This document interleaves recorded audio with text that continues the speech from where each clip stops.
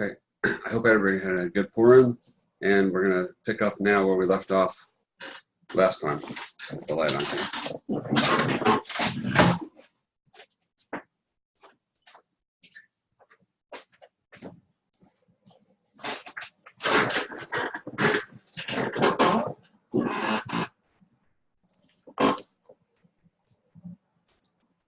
The Gemara says that in Lamed Chesed Amud Aleph, Ambra Vasi Amarav, Dagim Tanim Meluchim, Ein Behem Mishum B'Shula Of Kachavim. You have small salted fish, don't have an Isser of Bishalakum. So Rashi says over here the reason is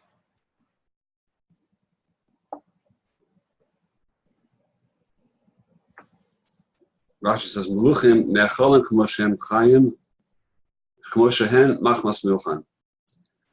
The reason for this heter is because they are Nechal Chaim. So, and in other words, it's mashma from Rashi, from the Gemara and Rashi, that without the salting, they would not be Nechal Chai. It's only because they're salted, now they're Nechal Mishum Chai. And Tosas M'Chadash, Tosas goes along with that as well, Tosas M'Chadash, that this is only true if it was Nimlach Al Yedei Yisrael. If the first stage that we reached, the first stage that we reached was Nechal, when it's Maluach, was Nimlach Al Yedei Yisrael. In order that's not going to be so more later on that says that Rabbi Yochanan asers. So the reason that Rabbi Yochanan says that it's aser is going to be because it was Nimlach there Al Yedei Goy. So that would be the nafkamina. It was Nimlach Al Yedei Goy or Nimlach Al Yedei Yisrael.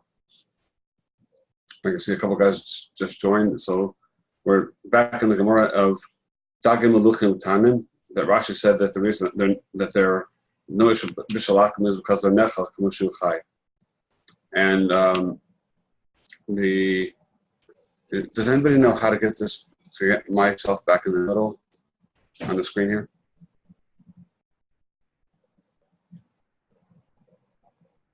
Hello, you guys. Does anybody know how to get my picture back in the middle? Because as soon as it doesn't record properly if I don't.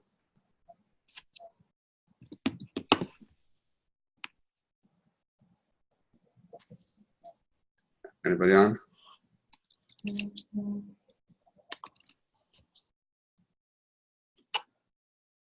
Anybody there? Rebbe, can you hear me? Yeah, I hear you. Do you know how to get my picture back in the middle as soon as it doesn't record properly if it's not? And you appear to be in the middle for my presentation. Does it? Okay. Mm-hmm. All right, so maybe it is okay then. It's not a problem. All right.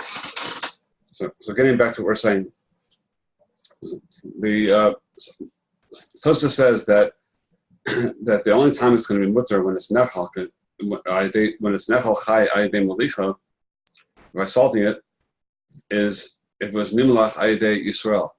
The Yisrael brought it to that stage that made it roy lachila. If it was nimlach ayidei goy, so the goy brought it to the stage of being roy lachila, then that still has an isser of bishul akum. We're going to see later that the other poskim don't seem to go that way. Tosa says also another chiddush that number 2 is that we'd have to be talking about the gedol and tzas, because if they're not it's a little bit big, then they wouldn't be they would not be nechal shulchan malachim. They wouldn't be ola shulchan malachim. And Tosa says here again, like he said, we talked about last year, with pascal both shitas, you need in order to be usher, you need that it's not nechal kashu chai, and it's also ola shulchan malachim. So Tosas has to say over here that in order to be ola shulchan malachim, they're not going to have little tiny fish on the table of a king. The other Rishonim say differently. There's a bach that brought down by the Shach that we're only talking about those ketanim which that they come from a bigger min, and all you have now is the small of those. So that's not considered ola shulchan malachim. But if it's a type of fish which it never gets big, it's just a small type of fish, then the Bach says that would be ola shulchan malachim. So then you would have to rely only on the heter of nechal kashu chai. Now, I think what we have to speak about in this Megillah L'Maisa that comes out from all the Rishonim and all the poskim, they're all talking about only gedolim tzas or ketanim, but it's mashma clearly from all of them that if they're gedolim mamish, they're really big, such as like a salmon or a tuna. Those are really big fish. I mean, they could be small, but when they get to their stage of being fully grown, normally fully grown, then there wouldn't be any shallow. Of course, they have an isra bishul akum. However, I think it's an important question to raise in our generation that it's become very commonplace for people to eat sushi or other types of Japanese type foods, which a big part of the ikar of that is the raw fish within it. So people are eating raw fish. Sometimes in the sushi, sometimes out of the sushi, people eat it raw as well. And so we have to sort of go a little bit more into the sugya to see if that would be a heter today, that to give them a din of nechal kashu chai, which would no longer have an isser bishul akum. If that would be the case, then many big fish that we have today that are commonly eaten, that are also eaten now raw, that might change the halacha. And we'll see about that. So first of all, let's take a look at a few things here to try to take into consideration around the sugya, and then we'll come back to this question. So in the Shulchan Aruch, first of all, we just have to put down that the Shulchan Aruch paskins not like Tosas. He says, "Dagim tanu shemalchim Yisrael o overkachavim harihin k'moshin isbashu." The Shulchan Aruch on Sif Yud Beis says that the number one, if the salting was done, whether it was a Yisrael or it was a goy, still it's considered nechal kashu chai, and there's no isra bishul akum. So the Shulchan Aruch doesn't go. We're not going into how he answers the other Gemara from Yochanan that forced us to say this, but L'Maisa, halacha L'Maisa, the Shulchan Aruch paskins that it doesn't really matter how it got roy lachila before you're going to get to the stage of needing to cook it, because although Shmuel says many times throughout Shas that there's a klal meliach karaseach, when you salt something, it's like cooking it, it's like hot. But Shulchan Aruch later on in Sif Yud Gimel says that the meliach karaseach does not apply to bishul akum. In other words, if a goy is meliach something, even though for hilchos isser v'heter, for bliyas to cause things to go into and mix into each other, and so on and so forth, and to kalin, we say meliach karaseach. That's considered like heat. but not lagabe the xera bishalakum. So if we're going to salt something, that doesn't make it like it's cooked. So therefore, the Shulchan Aruch and Sukkot Beis paskins that what if the goy, whether the Yisrael or a goy salted it first to make it or lachila, so that did not affect the din of bishalakum. So it's like these halachas is considered raw, is eaten raw because it's not actually cooked, and now to cook it is not a problem. And the poskim point out over here, the Achronim say on the Shulchan Aruch that would apply even to dagim udolim.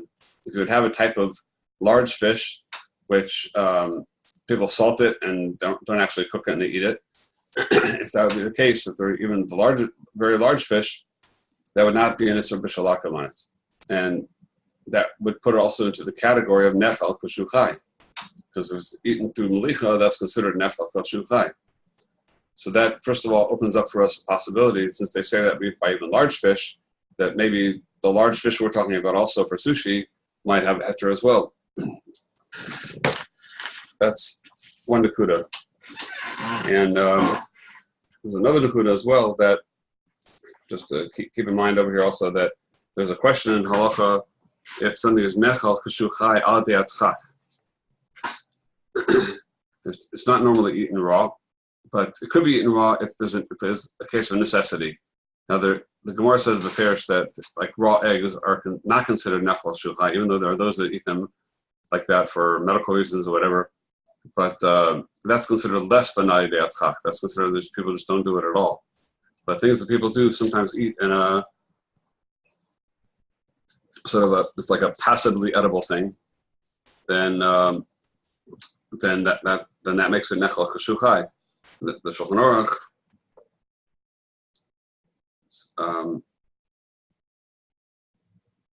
says dagim meluchim gedolim inam necham aydeat chak fikach in tzolan over kachavim asurim, that a large fish is only eaten aydeat chak, and therefore it's asur. Yesh matirim, there are those that are matter that as well. And now our case over here is we're talking about dagim gedolim by sushi, and they're not. It's not only aydeat chak. People eat them. A lot of people look for that. So it would seem to be according to this, then that again is a reason to be matter. Generally speaking, if something is only nechal aydeat chak, we are machmer. But over here, it's not really aydeat chak. And even though the Rishonim are only talking about throughout these halachas only about to be matter dagim tanim, the Maisa, the Chelkos Binyamin brings down that there's over here, and back in the beginning of the Siman, the Achronim say that these halachas b'chlal, it's a general thing to know in these halachas, that they're totally makom ubizman. They're totally in each place and each time.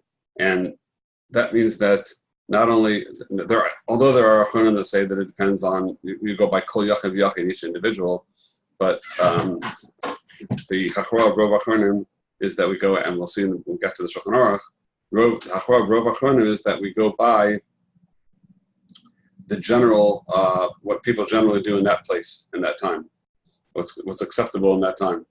So we say that bein l'kula bein l'chumra. If this particular yachid, let's say, doesn't like sushi or doesn't eat fish, whatever, doesn't eat, then if most people do, or if it's commonly done, so then that should affect the halacha even for that yachid as well.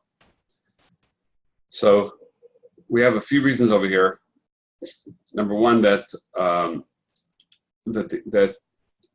today the dagim gedolim are nechal kashu chai, and also the poskim say that it's totally b'makam b'zman. That would indicate to us that even though the Rishonim only said a heter for dagim tanim throughout the sugya, today it might be a dagim gedolim as well. So, or these certain dagim gedolim, those that are commonly nechal chai, at least for Jews, because we go by let's say the Jewish population for this. So I'm just suggesting, and I'm not saying this a final halacha l'maisa, but I did speak to one posuk about it, and he disagreed with me that people so commonly eat sushi. I guess in Chicago it's not as common as other places, but I know in Dallas and in LA and many places that's became the food, for it's very, very commonplace and very accepted, and salat after. So based on everything we're saying, then there should not be an isser of bishul for isser bishul akum for, let's say, tuna and salmon, which are two of the very common fishes that are in sushi. There might be others as well, which I'm not familiar with. So we'll have to. I'll be talking more postscript about that to see if everybody concurs, but that's what it seems to me at the moment.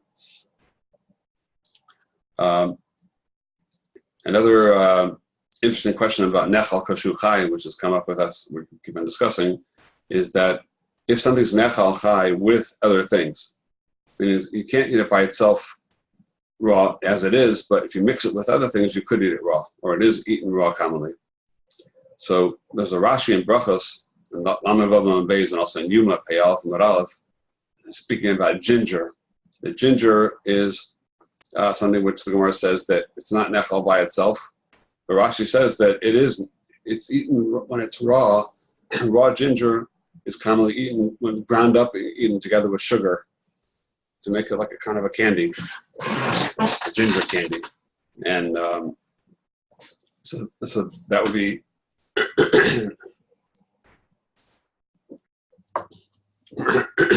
that would seem to indicate that it has a heter of bishul akum because it's nechal kashu chai. And the Magen Avraham, Nechos Berachos Paris, Magen Avraham and Reish Gimel Sifkat and Daled has a suffix about this, but he's machriya lakula, and that's the psak of the Mishnah Berurah as well, that the raw ginger, when it's ground up with sugar and eaten, that gives it a din of nechal kashu chai, and therefore there's no isur bishul akum if a goy cooks the ginger. So this is a klal to know that in these halachos of nechal kashu chai is anything which is eaten, even if you couldn't eat it itself chai, but you eat it with other things, that also puts it in the category of nechal kashu chai and takes away the isur of bishul akum. Okay, now going on further in the Gemara speaks about kasa de harsana, a certain kind of a fish or fish brine that that's cooked by a goy is asur. And the Gemara says, Pshita. Ma'udatema harsana ikar, kamashvalan kimcha ikar. This kasa de harsana, which was a kind of a like fishy thing that they would fry together with flour. So it says that if a goy makes it, it's asur. And the Gemara asks that it's pashat, of course. What's a chiddush? Why shouldn't it be? So the Gemara says, no, you might have thought the harsana is the small fish. The small fish, we just said, are nechal kashu chai, aydei malicha. So they themselves have a din of nechal chai that on the fish itself there is no isur of bishul akum. However, since it's fried together with the with this flour, we say that the kimcha ikar. We say that the ikar is the kemach, is that flour. So Rashi says, we thought harsana ikar, but also marayas nechal kamashu chai, like we said before, that fish is nechal chai. Kamashulan kimcha ikar v'yesh bo mishum bishul avakachamim shakemach eno nechal chai. So Rashi clearly is saying that the isser over here is bishul akum. When you mavashal this together when you fry this fish with this kemach, it's bishul akum. Tosfos, however, says a kula over here. Tosfos says that since we're talking about kemach, so those that are noeg to eat pas goyim, pas palto, let's say it was done at a public institution or something. It was not a private person doing it, so it ever did pas palter, like bread that's baked by a bakery. Since the ikar is the kemach, that takes it out of the category of bishul and puts it in the category of pas. So we come out then. It's a very sodistic machlokas between Rashi and Tosfos over here, the Ben Utam, whether if you cook something with flour, the flour is like a I don't know. You take like there's a common question about what's it called, like fried fish with a doughy outside, or so if fried I can't think of what it's called now in Israel, the fried chicken with dough around it. It would be a machlokes between Rashi and Tosfos whether that puts into the category of bishul akum, or it's considered like pas akum because of the flour. The Achronim already asked a steer in Tosus that Tosus in Yuma, that Pei Aleph, quotes Rabbeinu Tam like Rashi over here, saying that the problem is bishul akum, not afias akum. And so they want to say, so the Masoros Shas here and there both say that one of these places says Rabbeinu Tam, one of them should probably be Reish Ches instead of Reish Taf. It's Rabbeinu Hananel, not Rabbeinu Tam. Otherwise, it's a direct stira in the words of Rabbeinu Tam, whether he holds it as bishul akum or pas akum. It's a very interesting question, and I saw, there's the Tosfos over there explains like Rashi, like he calls it Rabbeinu Tam, like Rashi, and the reason he considers it bishul akum is because it's like fried together with eggs and other foods and things like that. So then it's not considered pas anymore. It's just once you mix a lot of eggs and everything into it, it's no longer a pas. Although if you put a little bit of egg into bread like it's normally done to make bread, that those eggs are bottled to the pas, to the flour, and that's still for sure pas akum. But it's not bishul, that's pas. A little bit of eggs, but over there was a lot of eggs and a lot of stuff in it, so therefore it lost the din of the pas. That's over there. The Beis Yosef, in the name of the Tashbetz, says another pshat that the reason that they were matir pas palter, the reason that we find hetero pas palter, we spoke about it last week. What is that reason for that? But the reason that the Tashbetz says is because Chaya Nefesh. They were, since everybody needs bread and not everybody knows how to bake bread, and it's commonly found in bakeries, so they had to say kula because of Chaya Nefesh, because people need to live, and those who can't make bread, they're not going to have a way to live with that bread. So the Tashbetz says that they were only matir pas, that's actual bread that people live on, like when it's in bread form. Only there is a hetero pas palter. Masha Enken, if although it could be considered bread for other reasons, it's breaded, so we'll consider bread like Tosfos for by us. But nevertheless, since it's not something that people live on, you don't live on kasa d'harsana, you live on bread. So the heter of pas palter wasn't said for this kasa d'harsana, things that are fried with flour.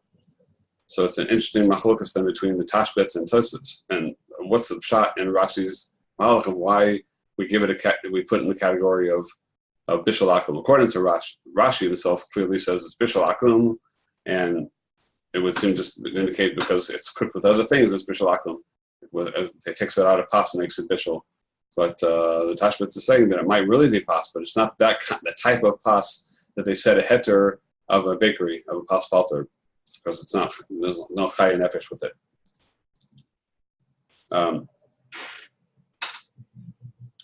Okay, and for that reason, actually, the case of the Tashbetz over there that Beis Yosef was quoting, his case was that a type of a honey dish that was made with honey fried with flour.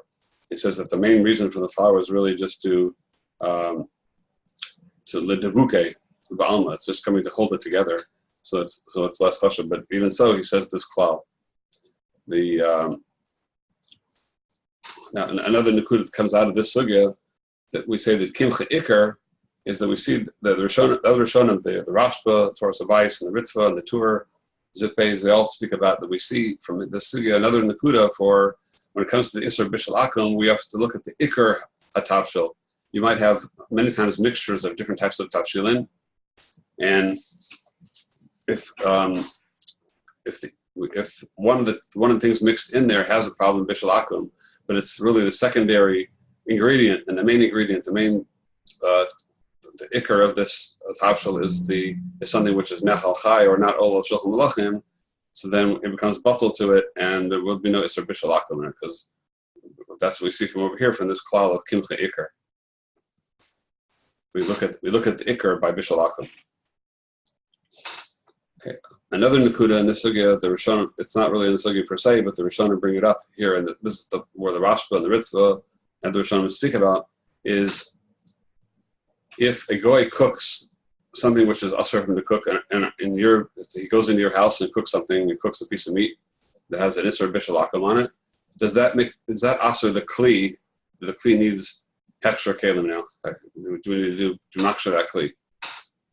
So the Kli become aser. So the Rashba over here in Chedushim and the Rashba in Torah Sabais, Paskins that they made Bishul Akum like all other Isurim. Bishul Akum is also like anything else. That anything you cook in whether it's a Rabbanan or a Deraisa, if you cook it in a pot, it makes that pot aser. So the Rashba holds there is an Isser of Kalim by Bishul Akum.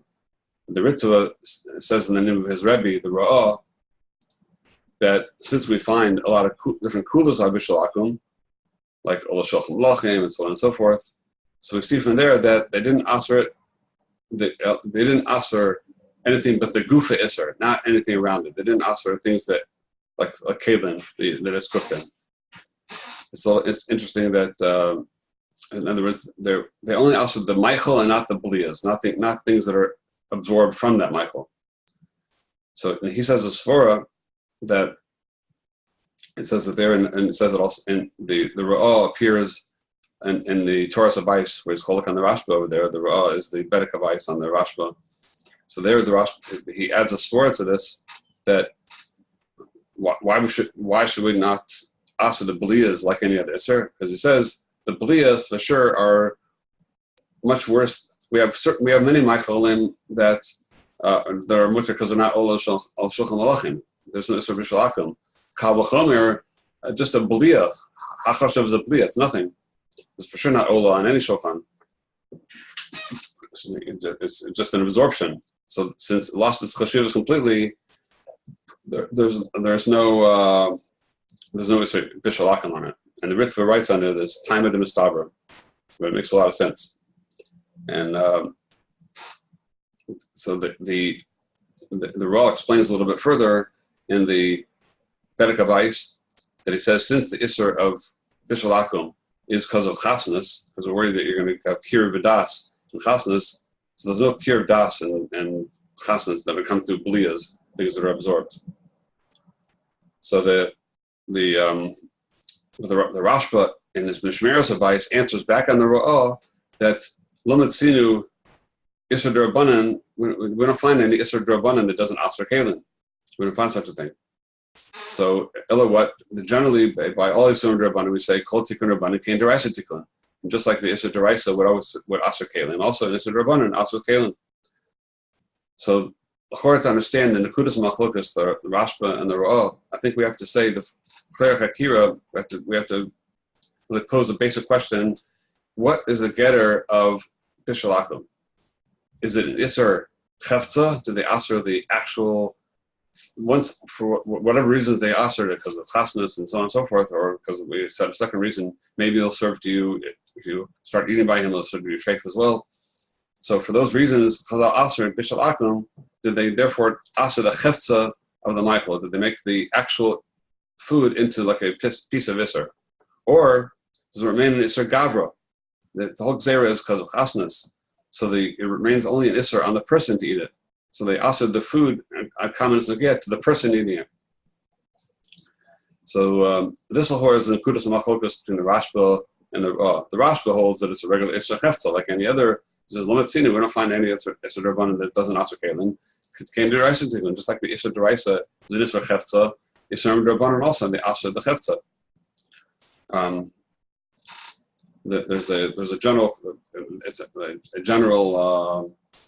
chakira in the Asfin Deraisa, one of the famous Achronim. They declare it has a long piece on whether or not the Isurim D'Rabbanan are ever Isuri Chefza or not.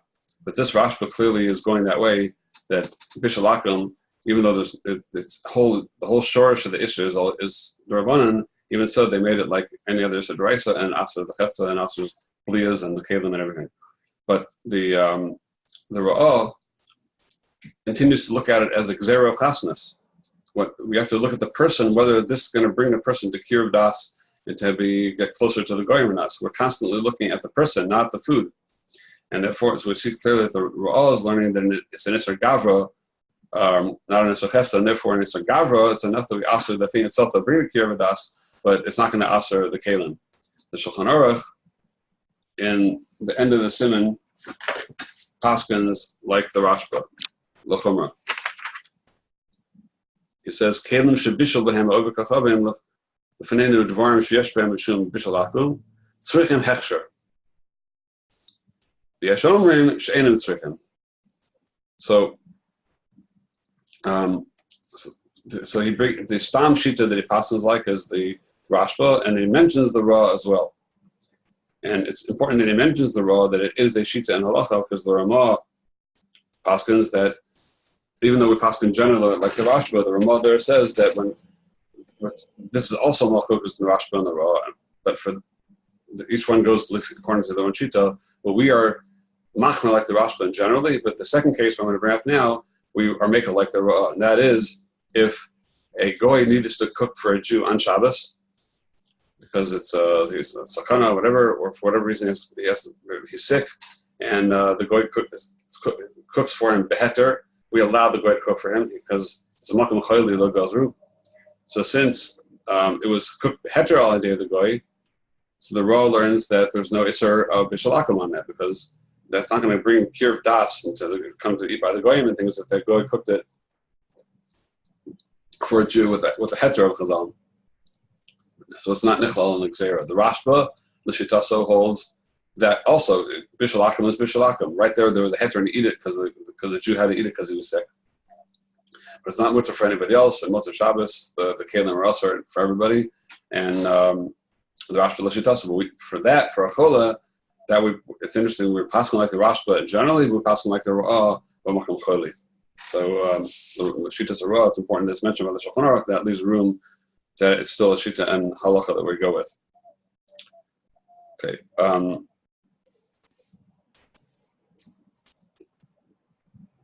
Yeah.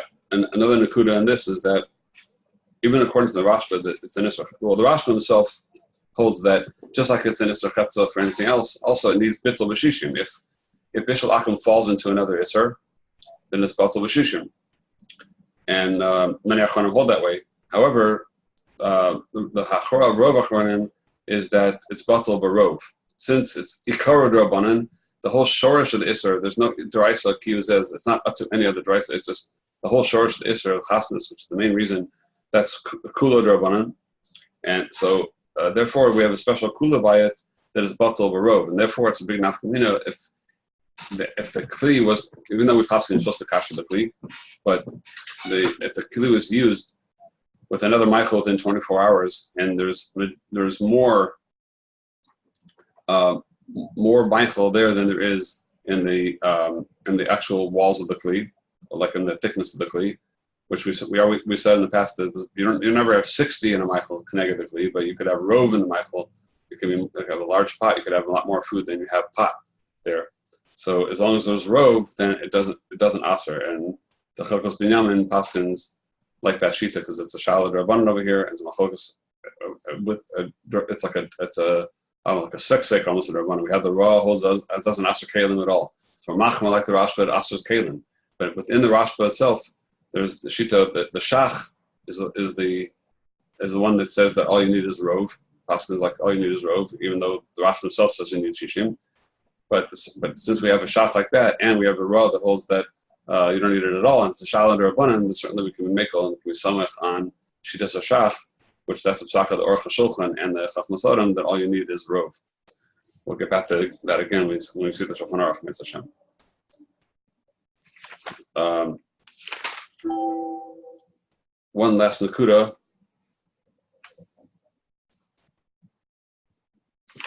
I'll speak about one last point over here. That the Gemara, after it brought the case of the Agam, where the Goy lit the fire and cooked accidentally cooked the grasshoppers. So he said that their mutter, he had no das for that. So then the Gemara goes on to say, Amar B'Yochanan, where is it? Gufa. Well, Rabbi Yochanan said that,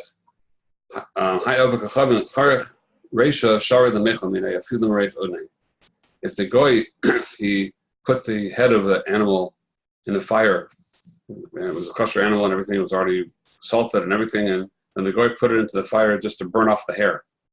He wasn't intending to cook it, he was intending just to burn the hair off of it. So then you're allowed to eat the whole thing. because again, bishul akum needs intention. It needs the intention of the goy, the intent to cook it in order for it to be bishul akum, which makes sense because only when there's an intent. If you cooked it with das, only then is a shaykh that should be kir of das, that should bring you any closer to him. So the Gemara goes on and says, Amar Avina, Hilka Chai Avakachabin Nishada Sichta Latuna, Vakava Yisrael Kra Mikara, Shaper Dummy. If a Jew unknown to the goy, unbeknownst to the goy, a Jew put a gourd that needed to be cooked to put it in the oven. There was nothing going on in the oven at the time, and then a goy comes along and he throws he lights a large block of wood into that oven, and his intention is not to cook that wood. Obviously, want to cook wood, but he wants to dry it out to make it use. He needs a hard, dry piece of wood.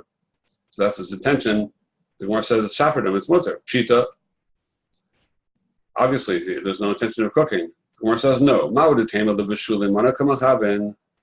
Kamashman l'shur manakamakhaben. You might think that he had kavanah to cook that wood. Kamashmalan, he had kavanah just to straighten it out. Why would we think that he had kavanah to cook the wood? So Rashi says that so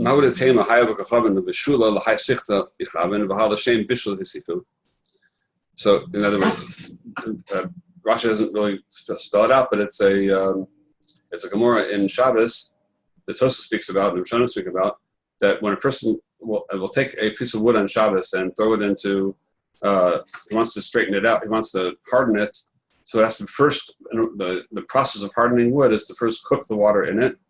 You have to boil the water out of it, and then it becomes hard and dry. So you might think that since he had kavanah to go through that stage, Kamash Malan, Rashi says, De'in bishul l'kelim. There's no Isser bishul l'kelim. So Tosafos asked the obvious question, that how could he say that if we have Meforsh Gemara in Shabbos, that there is bishul l'kelim? If somebody says, Hi, man b'shadi sichta latuna, Chai mishum avashal. Because, like we said, it has to cook out that water first before it gets dry and hard. So Tosafos answers that even though he has kavanah, l'shur and manakim l'chaben, he says that that middle stage of bishul is such he calls it bishul garua. It's a very shvach bishul. It's just a very temporary and shvach, and so it's enough for Shabbos. Since it is a bishul, it's enough for Shabbos. But since over here this drabanan of bishul akum, they weren't gozer for that bishul garua, that should be considered enough of a bishul for bishul akum. Therefore, to make it considered to be das for bishul, enough of das that that das would also include the gourd this theory doesn't know about, but the drabanan over here of that bishul is not strong enough for that. That's what Tosafos explains. So the difference really is between drabanan and deraisa, or the chumra of Shabbos or machmer, and not only machmer, we say that you're chayav a korban for that, but over here for the drabanan they weren't gozer. That's the shittas Tosafos. But the Ramban doesn't like this teretz. So, but he says another nekuda, which is a very sodistic thing from our sugya. Ramban says that we true there is a kavanah for bishul, and it's enough for Shabbos. But for bishul akum, we look at the ikar kavanah. What's the main kavanah that he had? So although yes, he does want it to get cooked to dry out, but his main kavanah is to have a dry piece of wood, not to have a cooked piece of wood. And that's only a stage to get it that way. So therefore, that's the ikar kavanah, and not enough for Chazal to aser bishul akum, which fits a lot into the sodas that we're understanding over here, is that since it's because of chasnas, it would make a lot of sense that it should be totally in the ikar kavanah that you had for bishul.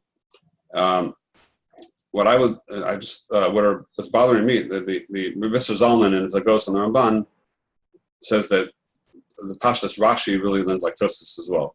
Rashi doesn't really mean there is nothing at all, but he means For these dinim, it's enough. It's not. There's no gzera. Now, I just want to raise a question. I don't have an answer for, but I'll leave you with a question that what's hard for me to understand in this is that even with the Sfor other Ramban, the Lu Yitzur, the Iker Kavana would have been for the bishul, it would have ushered the gourd, even though he didn't know the gourd was there. Since Sof he had Kavana to do a Maisa bishul, and bishul happened. So similar to, let's say, going back to the Agam, if he knew that he's coming to burn the Agam down, but he knew that there were grasshoppers there.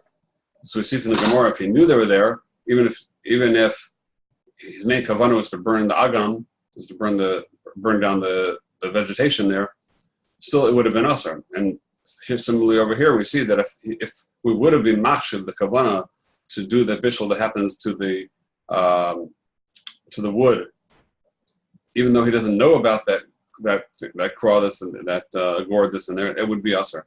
And the question is, how does that fit into the category of bishul akum if there's no kavanah for it at all? Just we see it's enough to ask kavanah's bishul of something.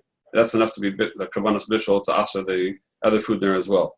But why should it be that just kavanah bishul is enough for one thing? If the goy doesn't know about the other thing, so why should that usher on the Yisrael if the goy did it with no kavanah whatsoever? How is that fitted into the yisodos of kiruv das and everything that the goy cooked this for you and you're coming to eat bishul akum? So it's a little difficult for me to understand, but we see that I'm wrong. We see from this halacha that it would be so, and as long as there's any kavanah for bishul, that's enough to make it usher. Okay, so that will hold it here, and Mr. Shem will continue next week, Mr. Shem Thursday. So the general time we picked is going to be Thursday mornings at 9 o'clock Central Time, 10 o'clock Eastern Time, and we just switched it today because of Purim. And Mr. Shem, that'll be the Kavua time from now on. Kol Tuv and a good Shabbos.